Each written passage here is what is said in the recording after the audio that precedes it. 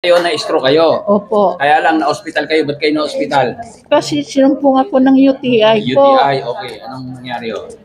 Tapos, inobserban ko 4 na araw. Ay, lumalala na lumalala.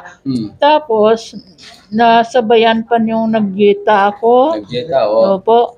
Eh, ngayon, Lumala yung UTI. lumala. Okay.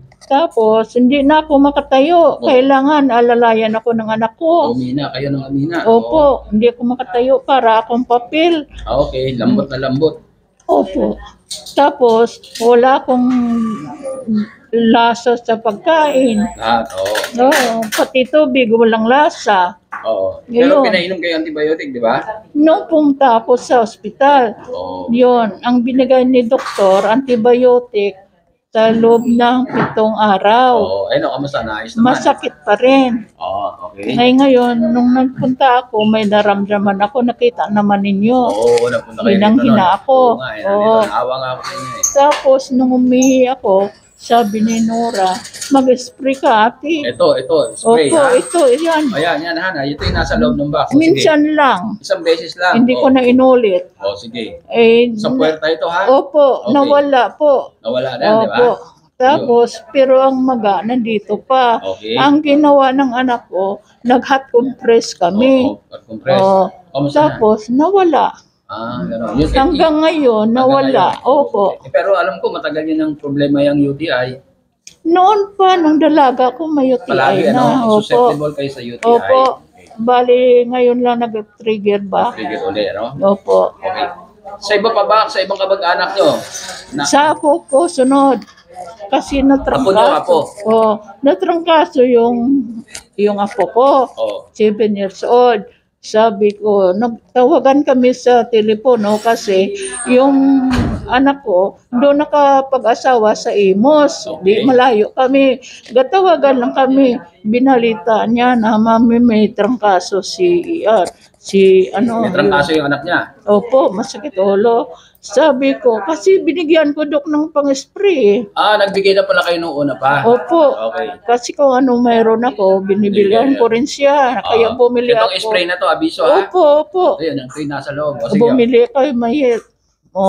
Tapos yung isa binigay ko sa kanya kasi niwala ko dito. Kaya sabi ko para mayroon din sila. Inisprayan yung apo ko. Ano nangyari? Pinainom niya. Kinabukasan, Wala. tumawag, wala. Mabuti naman. Ano pa ang karanasan nyo yan? Ay naku.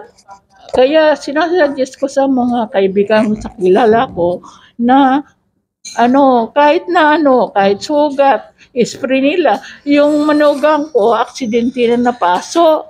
Paso, okay. O, sige, Opo, sige. sa Maganda paa. yan. Ano nangyari? Ang ginawa ng anak ko, kinuha yung pang-spray sa akin.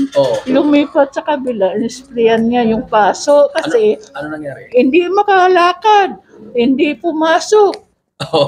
Ngayon, hindi ko nakita. Hindi pa. Pero nakapunta na sa bahay, di ibig sabihin, nakalakad na. Ibig sabihin, nung napaso siya, hindi siya makalakad dahil doon sa sugat. Ilang araw na. Nung nag-spray, nakalakad na. Inisprayan ng anak ko. Okay. Ay, mabuti. Okay. Ano pa? Tapos sa ngayon, may UTI yung manugang ko. Tapos, sinishare ko sa kanya, sabi ko mag-spray ka. May UTI. Opo. Manugang nyo. Oo. Sabi niyo Ngayon, mag-spray. oo. Ano sabi? Wala pa. Tapos, inispray niya. Di 4 na beses isang araw. Okay. Kasi, yung ihi niya masakit. Okay. Sabi ko, mag-spray ka. Ano nangyari? Kasi marami naman kami spray dahil nag-special offer kayo, bumili ako. Okay.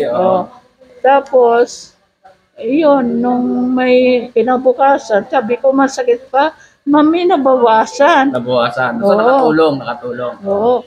Tapos, Kailan nyo in-spray? Yung UTI niyan?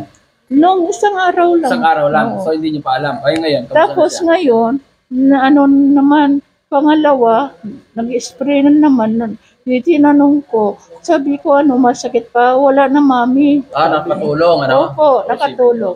Tapos sabi ko, sige, mag-inom ka ng banaba, tuloy-tuloy Oh, mo. banaba, makatulong Oo. yun. Oo. Tapos hanggat may sakit, ituloy-tuloy mo ito. Itong spray ha. Ito yan ha. Opo. O yun. O, sige. Tapos yung anak niya, masakit ang ngipin. Okay. Sinabihan ko, sabi ko, spray mo dito sa Oh, pisngi. okay. Tapos, sprayan mo pati bunganga. Okay. No, gumaling. Galing ka rin ako. Opo. So kayo nagpapatunay na totoo talaga to. Opo. Pero hindi ito gamot ha. Don't forget, hindi gamot ito.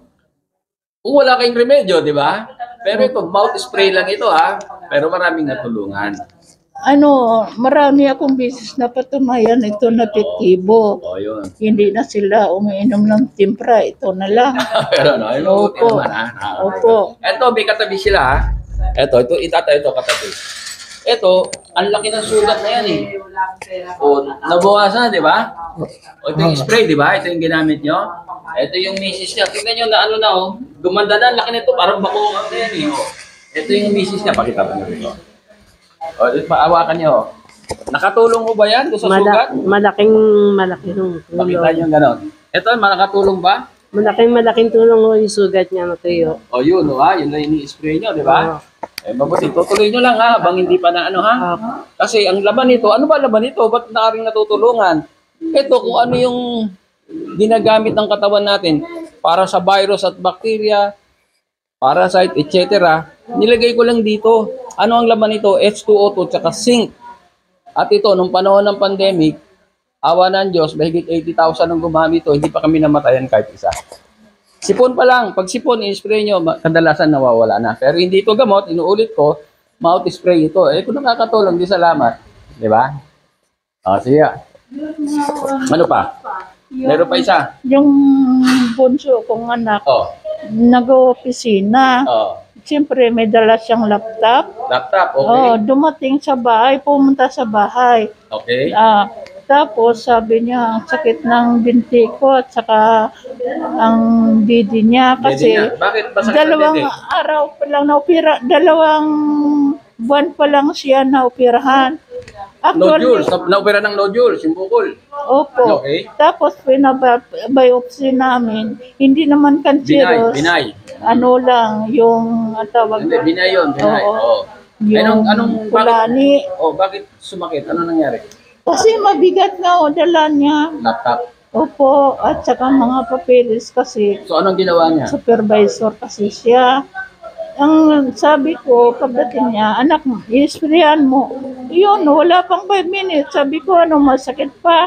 Kaya tinanong ko, utusan ko sana na sprayan uli. Sabi niya, wala na, mami. Sabi ko, pati yung piklat, yung inoperahan, i-sprayan mo rin. Sabi ko. Di at least nakatulong. Pero ito, meron akong karanasan na iano sa inyo ha. Yung anak ko, although napangasawa niya na yon, meron dalagang pumupunta sa amin. Eh nagpa-pedicure. Noong nagpunta, nakita ko, nangingitim na yung ano, yung lalaki. Ano ba yung tawag doon? Na marder. Oh, maitim na. Masakit, iikang-ikang. Eh, sexy, tapos naka-short pa. Sabi ko, sagwa naman yan, naka-short ka. Tapos iikang-itas ang itim. Eh, sabi ko, spray mo ito. Yun nga, spray mo ito. Hindi kwentuhan, tsaka masakit. Alam mo, wala pang 1 oras, sabi niya. Bano wala? Tapos lumakad, hindi na ikang-ikang. 1 oras lang. Kaya totoo yung sinasabi nyo. Nakatulong, di ba? Mula nung na-stroke ako, parang napituan ba yung labi ko? Oo. Di ba nangangapal? Oo, May, minsan dodugo eh. nabubulol. Hindi naman nabubulol. Itong labi ko, tinutuklap ko ng dudugo. Nagdudugo. Eh, ngayon. Ini-sprayan ng anak ko. Kaya ayan, Nawala, di ba? manipis na. Mapula Pero na yan. manhid pa. Sige. Pero hindi na nagda-dry. babalat. Hindi nag-chip, ano? Ay, mabuti naman, ha? Eh, sige ho, ha? At least marami tayong matutulungan ito, ha? Sipin nyo, UTI, corona, di ba? Okay. Maraming salamat, ha? Sana doon sa mga nag-iisip pa para sa UTI o may sugat, yung kilikili, may amoy yung kilikili nyo o yung tagyawat, sinisipon madalas, ito, subukan nyo ito. Subukan nyo lang. Hindi naman gamot ito, kundi baka makatulong, ha? Okay, salamat.